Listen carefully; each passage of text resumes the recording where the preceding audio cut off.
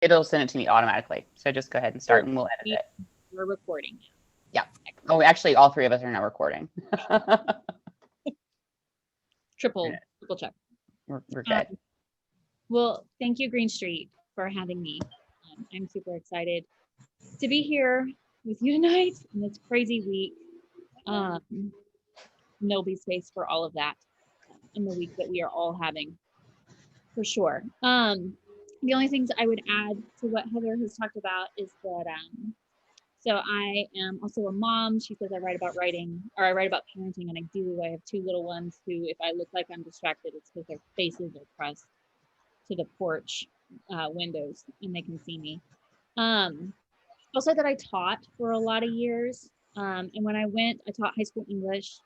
And when I went to Wake Div, I thought I didn't want to be a teacher anymore. And then I got there and remembered that it's actually the thing that I love probably more than anything is teaching, and particularly helping people write. So that's how I land doing this kind of work now. And in particular, what I really love to sort of be grounded in is writing as a spiritual practice. Not unlike, right, there are lots of spiritual practices that one could choose. Writing is the one that I choose, that most helps me connect to the universe, to other people, to God, all of those things, all of the above. So that's really where I spend my time thinking and dreaming, and also as often as I can, actually, the thing I spend time doing is sitting with people and trying to open up how can we use pen and paper to try and listen. Any spiritual practice is about attentiveness and getting mindfulness and quiet and all of those things. And I think writing is just another way in, not unlike prayer or yoga or centering prayer, mindful. The thing about some of that stuff, though, is that I'm always like, what do I do with my hands right now? Which is part of the reason I love writing, because it gives me something to do with my hand. There's a physicality that allows me not to be so quite distracted by myself, mostly. So this week and next, we'll do some writing exercises, writing prompts. You might think about them. My goal would be that you would have these now as tools, because some of you may have shown up because you already write regularly. It may be a very natural place for you to be, constantly a notebook in front of you, you journal all the time. What I'm hoping is that I can give you some other ways to be on the page. Or if you're a person who doesn't write at all, who finds that wildly intimidating, to sit like, dear journal, today I don't do that at all. But to invite you to have a sense of play about it, because I don't think we can sustain a practice unless there is some play, unless it on days it just feels fun, and days that it feels like it offers some sort of relief and release. So that's my goal, is to give you things that you could do again, and come back to again on the day that you do need them, and not just tonight, though you may need them tonight as well. So if at any point you want to stop me, by all means, just wave wildly at the camera, or do the thing where I think you can raise your hand on Zoom. You can do that as well. And if I'm not seeing it, somebody else certainly will. But I do so appreciate y'all being here and writing with me. So we're going to start. Like I said, I think play and playfulness is a good place. I think I could use some of that today. So we're going to invite some joy and some weirdness into our lives via a Mad Lib. So my daughter Annie is 8, and we introduced her to the concept of a Mad Lib, I think at Christmas. I think she got a Mad Lib in her stocking. And she's obsessed, and now we're like on book 3 of Mad Libs appropriate for children. And so this is a thing that just sort of exists in our house, and I've been really thinking through the joy and also the possibility of Mad Libs, because my kids can flat run with ridiculous answers, right? And if you aren't familiar with Mad Libs, it's where someone asks you, like, give me a noun, give me an adjective, give me miscellaneous as a category, which is dumb. But like, give me one of those, and they're constructing a story based on you putting these random words in. Well, my kids can run with the most random and ridiculous stuff, right? Like, and that's a lot of potty humor in my house. but they can make it work. So I think there's something, I've been thinking like there's something there. What can we make work? So on your paper, I hope you have all you need today. Is paper and pen, and it doesn't even have to be fancy. But I'm going to need you to write down 3 words for me. The first will be an adjective, and that is merely a word that describes a noun. Any adjective. And then I need you to write down a noun, and then 1 more adjective. And if you're like me, you're like, turns out I don't know any words. So an adjective, a noun, and an adjective.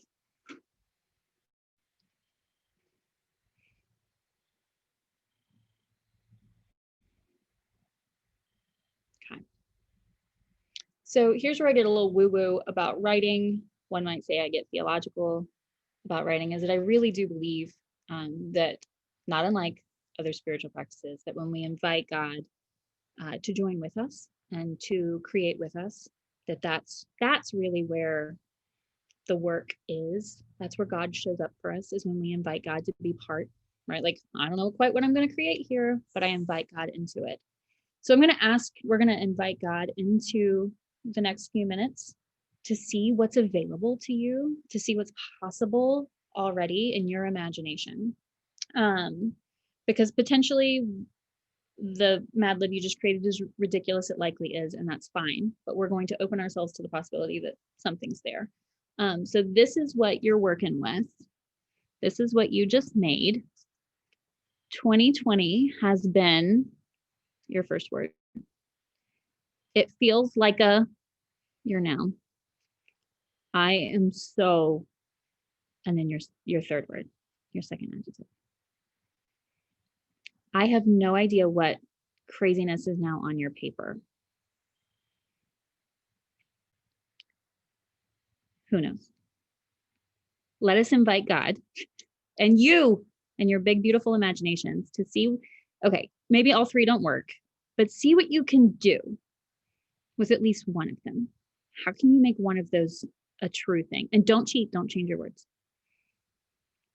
But I'm going to give you about 5 minutes. See what you can do with one of those, and I'll hold this up.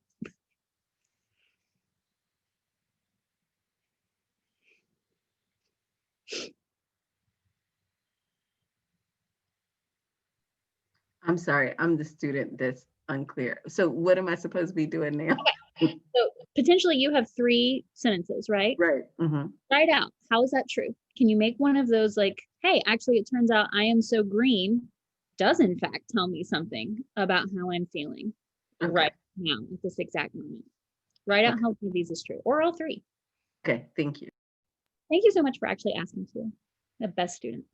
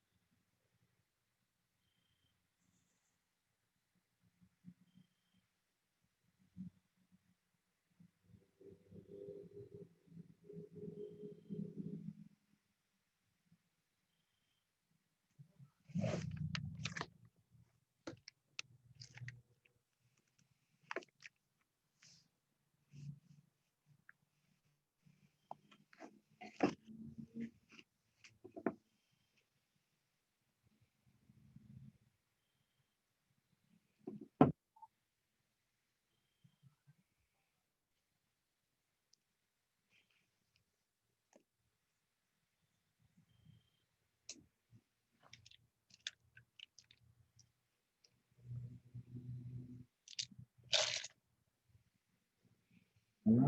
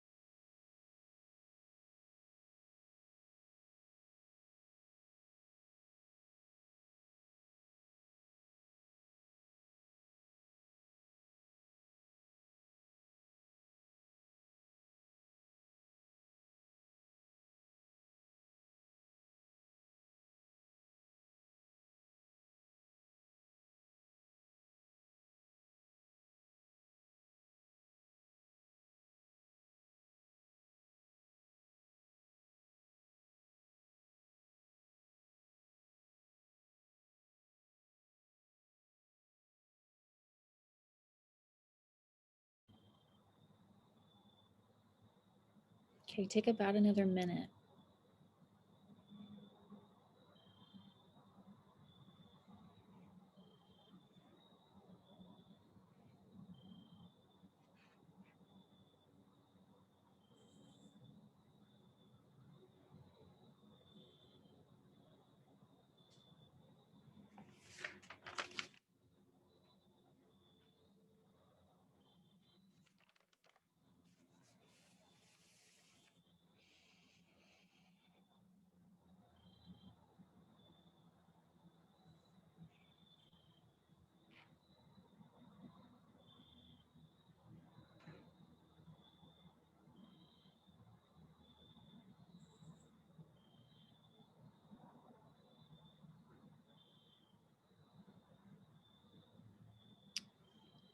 Okay. Wherever you are, see if you can start wrapping that up.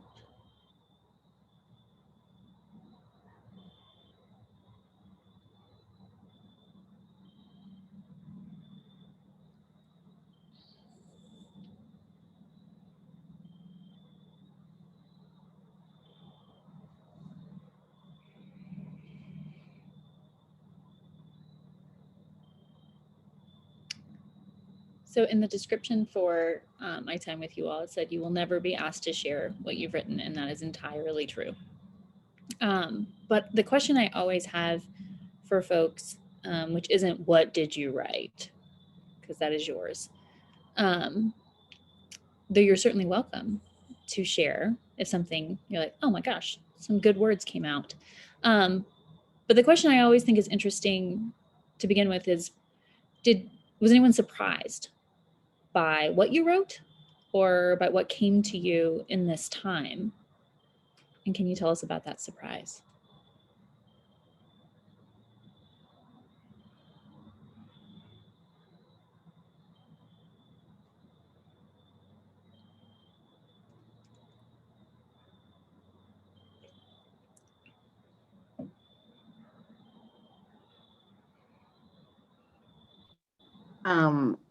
Actually, my word was green, the example that you used. So that was cool. And I think I'm surprised that I wrote about things that surround me, like that I'm looking at or paying attention to. And so it's just sort of like, things that I may take for granted on a normal ended up showing up in what I wrote. So Good. Thank you. Thank you for sharing. Anyone else? While we're on colors, I am so blue. And but it would, you know, that came up in a lot of different ways that, blue is a significant color in our political world right now. And and at the same time, this is the third anniversary of Cole Weaver's death, a young boy in our congregation, and blue is his favorite color. And so I think that's actually where that came from. His mom posted a picture of some blue luminaries at their house. But yeah, at first I thought I was kind of lame for putting down a color, but it's actually like pretty nuanced. Yeah, you pulled a lot. Yeah. So I wrote 2020 has been ugly. That was my so I could really unload with that. I could go far and deep with that one. So yeah, Okay. that sounds funny. Open some doors for you, it sounds like. Yeah. Good. Good. Yeah, my word was really silly, and so, but then it it was furry. 2020 has been furry, because I'm actually surrounded right now by like a lot of dog hair. But then it actually it was like, oh, you know what it is? It's like messy and it's everywhere, and like you keep on cleaning it up and it keeps on getting worse, and like it's in your food and it's on your clothes, and yeah, so it turned out to be like, oh, this silly word is not not wrong. No, love it. Yeah, Gloria. Yeah, I did. It feels like a tree. And actually, my word was my first adjective was green as well. But anyway, so it feels like a tree. And what surprised me is 2020 feels like a tree, and it's a tree that's in danger of falling down. And what surprised me is my last sentence is, "Am I ready to let it go? To trust that something else will take root?" And so the thought that I could be clinging on to 2020 because I become so obsessed with it. Talk about I'm constantly looking out my window to see if it's fallen down yet. And then I'm asking myself, am I ready to let this go? And I see how we kind of become so preoccupied with our obsessions. And even they're hurtful obsessions, and they trouble us, and yet they're very hard to let go of. And of course, we can't let something else grow there until you let go. And yet that's hard. And I was surprised that came out of me. That's some really good clarity, Gloria. It's beautiful. Thank you. I put 2020 has been French, and it took a minute for me to find something for that. But then I realized, much like the French language, I don't understand it. I'm kind of intimidated by it, and it causes me a lot of stress when I try to travel. That's awesome, Molly. Thank you. Oh, that's wonderful. Anyone else before we keep going? Well, I didn't quite in the beginning know what to do with it because I had put that 2020 has been amazing, which at first blush, no way. However, as I thought about it, in spite of the challenges and change and loss and adaptations, there's also been time for positive things that have come out of it. Learning more about technology, learning new ways to connect with people, time for finishing projects that were not completed and awaited some time spent on them, reading books I've been meaning to read for a long time, and time for introspection and in trying to reach that God within me that sometimes I'm just too busy to take too much time to think about. So in spite of all the terrible, which there's been plenty of, there's been some good too. You just have to dig deep sometimes to figure it out. Deeper on some days. Yeah. Yeah. Oh, thank you, Carolyn. Anyone else? Yeah, Maria. And so 2020 has been colorful. And that stems from all the racial injustice. Right. Yeah. And it feels like an ocean, just massive, a lot. Mm-hmm. And I am so yellow. And yellow to me is the color of hope and the sunshine and light. And so feeling hopeful Mm-hmm. and holding on to that. Yeah. Oh, thank you. Oh my gosh. So what I think is really wonderful about what happens when we write, right, is that all of that was already inside all of you, right? All of that was there. And I give a silly something to get you started, and it's there. Which I think is the magic, the power, whatever you want to call it, of the practice, is that it's there. Sometimes you just have to sift through it. And maybe the real reason that I write is that there's the record of it. There's like, I get to have it, right? Like I have notebooks of evidence that I really did the thing. I really confronted myself or confronted God or whatever it was in a way that I always find prayer to be like, this is probably the like forever student in me, but like, okay, but what grade did I get on that? Like, and where's my, like, I would like to see evidence of my work, which I understand is not the point. But I really love to also see all my notebooks lined up for myself of just the years. And I can go back to those, right, and see, and there's wisdom waiting for me there that I wasn't ready for 10 years ago or whatever it is. But it's also helpful to see the growth as well. So I think like the fact that it remains is something really beautiful. So for that reason, I would also invite you to make writing part of your regular practice. So thank you for beginning the play, right? That's all we were doing there. It's just playing around and then seeing what happens out of that. And sounds like some good stuff. And now we're going to use somebody else's words to get us thinking. Always poets are the best place, I think, maybe to start, to get thinking. So we're going to look at a poem from... First, we're going to see how my technology uses. You should be seeing the Book of Genesis by Kai Miller. And this is, if you are not familiar with the podcast Poetry Unbound, it is just an incredible gift into the world. And if you have 12 to 15 minutes and you are a person, I don't actually think you have to have loved poetry before to enjoy this podcast. And you certainly don't have to be someone who has ever understood poetry. Because the way it works is the poet, Padraig Ó Tuama, reads a poem and then he reflects on it and then he reads it again.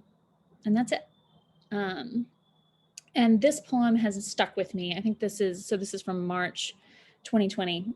And this one has stuck with me and has kept coming back to me. And part of that's because I love the Book of Genesis and the creation stories. That's a place where I spend a lot of time imagining. But I also think that in Kai Miller's poem, there's an invitation here that in a world that, at least for me, feels full of limitation, it feels full of walls and people saying no.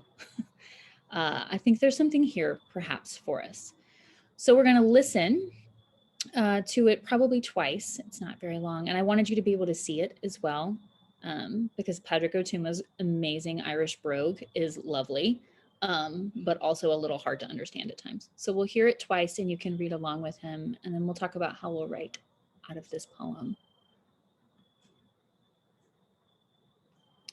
Maybe.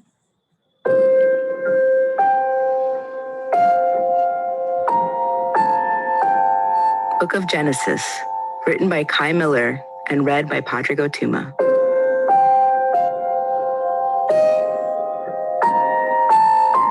Suppose there was a book full only of the word let, from whose clipped sound all things began.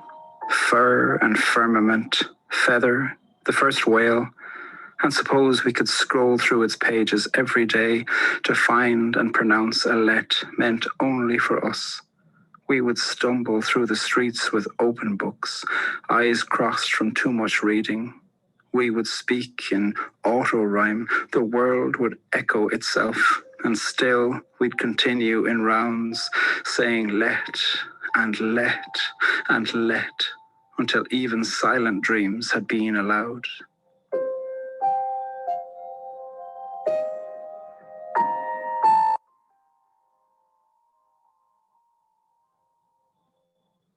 Okay, friends, one more time. Whoa.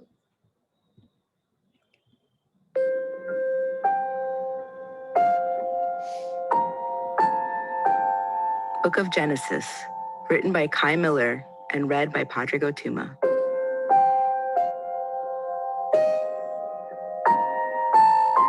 Suppose there was a book full only of the word let, from whose clipped sound all things began. Fur and firmament, feather, the first whale, and suppose we could scroll through its pages every day to find and pronounce a let meant only for us. We would stumble through the streets with open books, eyes crossed from too much reading. We would speak in auto-rhyme, the world would echo itself, and still we'd continue in rounds, saying let and let and let, until even silent dreams had been allowed.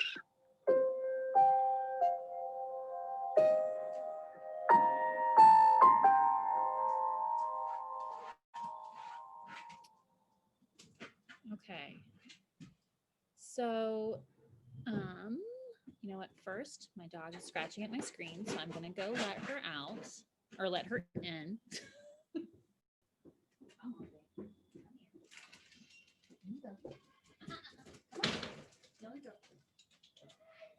Can y'all call her in?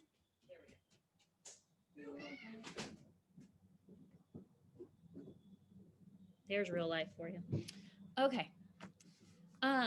So somewhere in the summer, after thinking about this poem, one of the things I really thought of, well, it got me to go back to the book of Genesis and to wonder how many times does God speak the word let there, let there, let there, let there.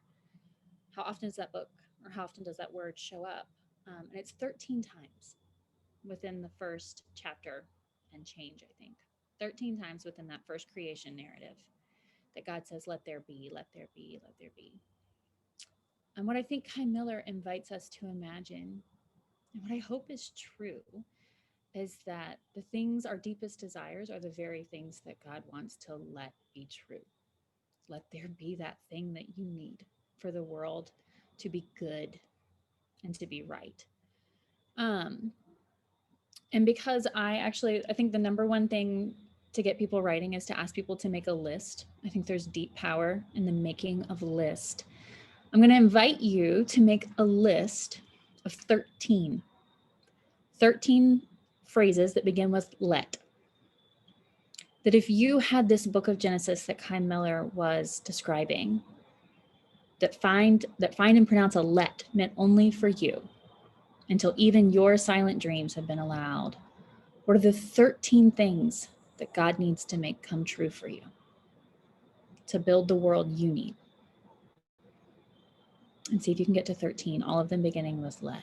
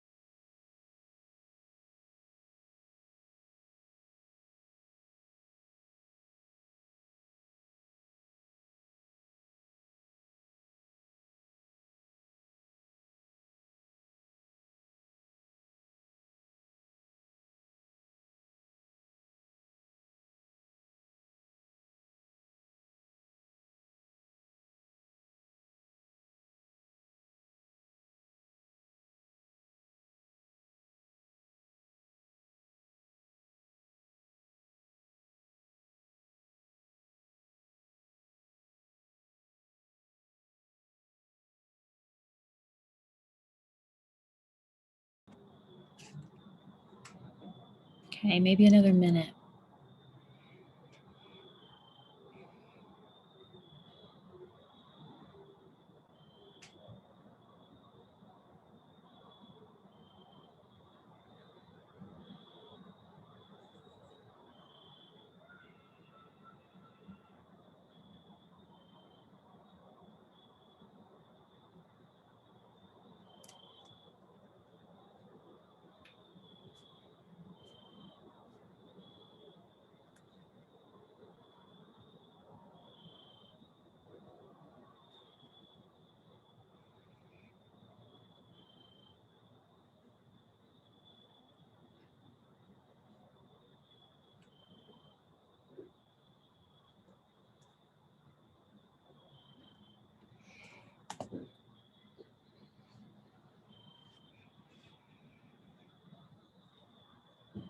Okay, before we talk about any of these, 13 is actually a pretty long list. Having written a lot of lists with a lot of people, 13 is a lot. People tend to poop out, usually around 9. You may have felt that. So I'm going to ask you some questions as you look down your list, not because there's any judgment in the answers to these, but just for you to notice what might have happened on your page. And then always the question is then like, all right, I wonder what that's about, right? But only you can answer that. So you might go down and note for yourself, how many of these are specifically for you? How many let phrases were really something you need, just you?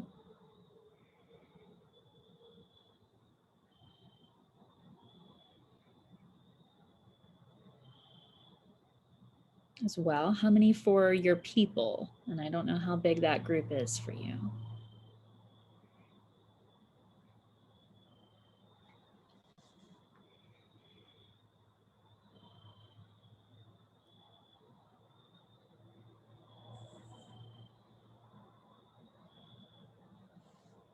And you might mark for yourself or note for yourself, how many for like the big wide world? You got big desires.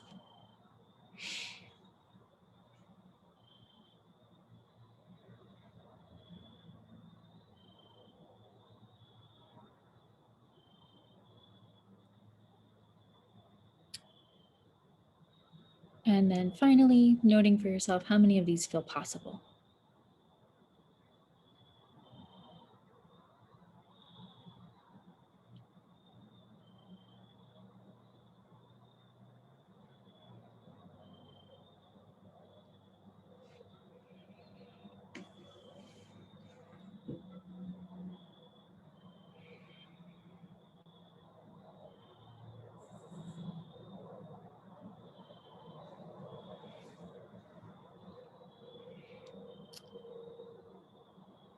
All right, so again, my question is always, was anyone surprised? You wrote something down you hadn't expected to write tonight, didn't know you were thinking.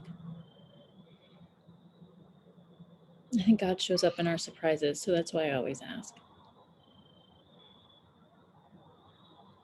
Or you just wrote something amazing and beautiful, and we would like to celebrate that.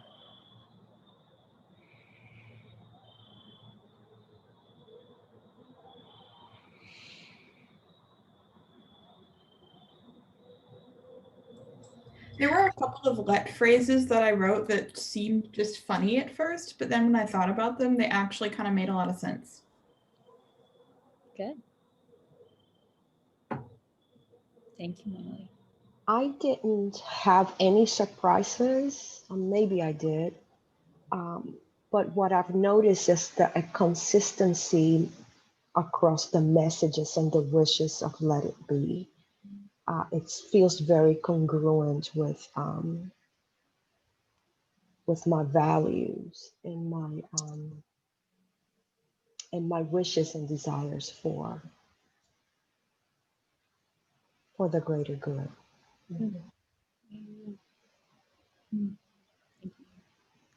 I think what's surprising for me is I think of myself not being sort of self-focused, but none of my lets were about me. And so I feel like I'm doing a really good job at putting myself first. And I think in some ways I would judge myself about that, but in this time period, I'm not. So I'm completely okay with being sort of selfish in my let. Yeah. Oh, thank you. I will say I've done this with another group, and people who first started talking were like all their big lets for the world. And I looked down at my list and I was like, oh, I didn't get to anybody else until like 11. So I'm right there with you. Anyone else?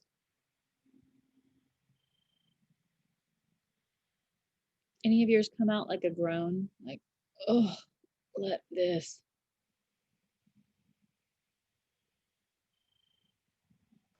Yeah, one of mine was literally like, let this be over. Like not this go deep session, but just like the whole mess. Mine were grief. Mm. I come out as grieving, not having these things.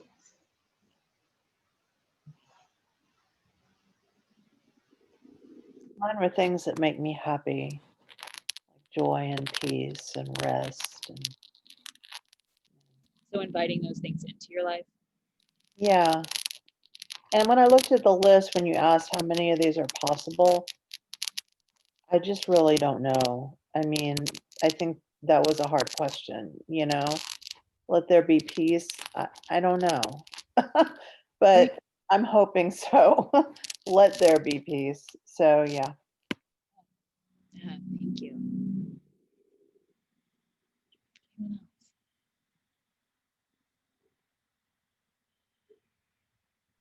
Anderson, yours was let there be peace, and mine was let me have peace.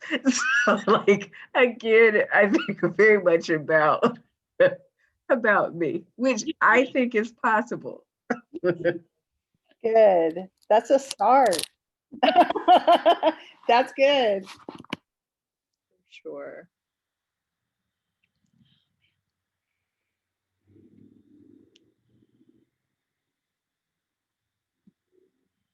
We'll see, right? We see on all of this. Although I don't know always that we know, right, that all of that's in us until we actually do see it, right? And now it's out in front of you. But the invitation of the poem is that we find and pronounce a let meant only for us. And I think y'all are right? Like it first begins here, right? And then by the end saying let and let and let until even silent dreams had been allowed, right? Even those things that we just can't quite know or aren't ready to say, maybe we're ready to write, scrabble them down on a sheet of paper. I think that's the place for hope, is that those can be allowed. And I think it's worth at least seeing it, right? Might be the very first way it begins to actually be true. So thank you for also that. I cannot, like I said before, I cannot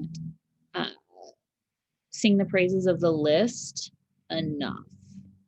So when I taught high school, really when I was doing a lot of writing instruction, that was with freshmen and sophomores. So that's 14 to 16-year-olds.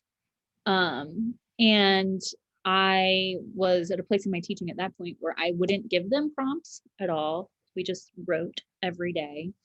And so I was inviting them to just sort of write out of whatever was inside of them. And you want to watch skeptics, watch a room full of high schoolers when you're like, you've got something in you. And they're like, in fact, I do not.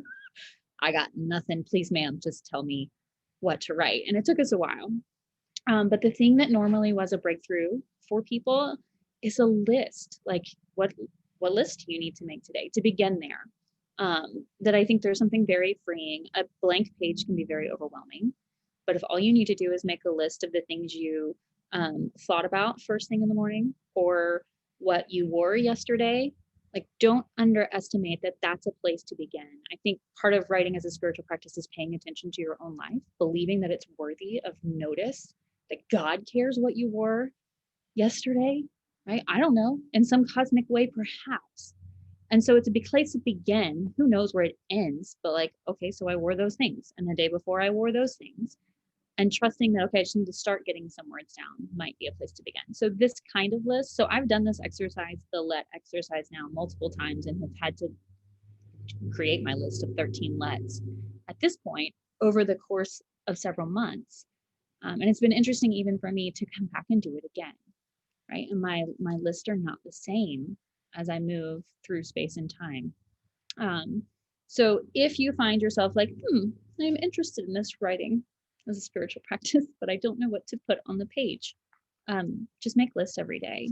The writer David Sedaris talks, he might even write about how he keeps a list of what he did every day. And he's been doing it for decades. He has a list of what he did. And it's not even commentary.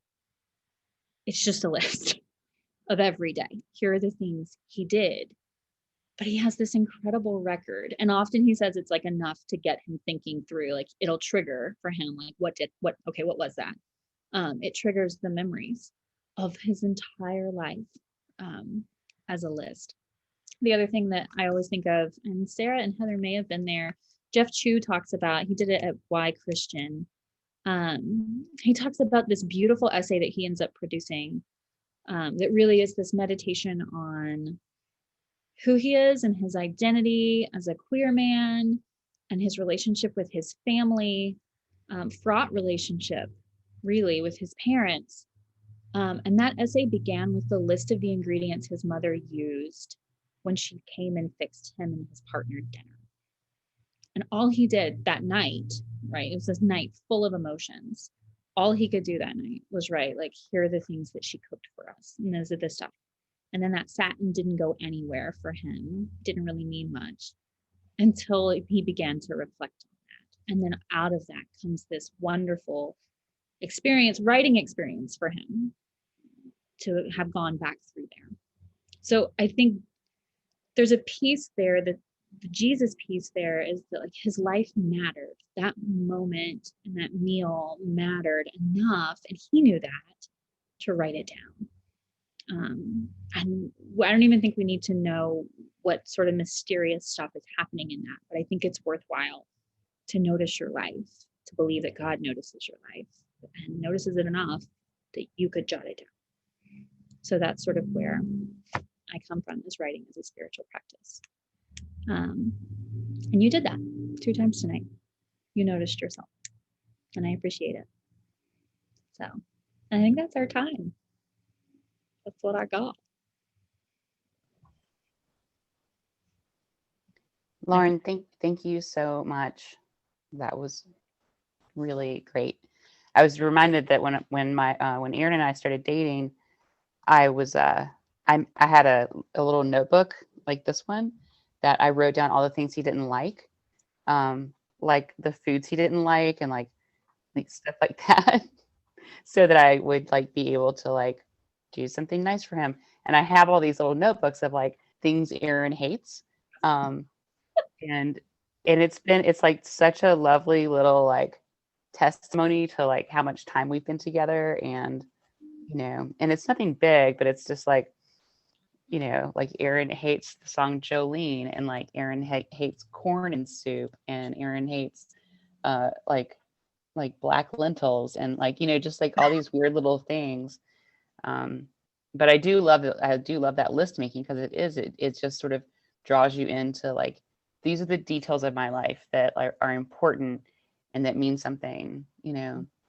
And like Jeff Chu's piece, like I don't like, it helps us make a like, it helps us like know that, like, I don't know what the meaning of this is now, but in a little bit I might get to the meaning of this, and I'm just going to write down all this stuff. Yeah. Yep. Thank you, Heather. Thank you all for being here. I'm always astounded, right? Y'all don't, and yet you come and you write and you do beautiful things. So thank you for being amazing humans. Thank you. Thank you. Appreciate it. And we'll be back here with Lauren again next week. Yep. And we'll do more of this. Lauren, do we have homework? Or is the list making the homework? I think to write, like commit yourself to sit down in front of a page at least 2 more times before we all write together. Dude, if you do anything like 3 times a week, like that's a habit. We'll call that a habit. So 2 weeks of writing, like you're basically on your way to being a person who writes all the time. You can claim that. So yeah, facing the page 2 more times, seeing it as an invitation.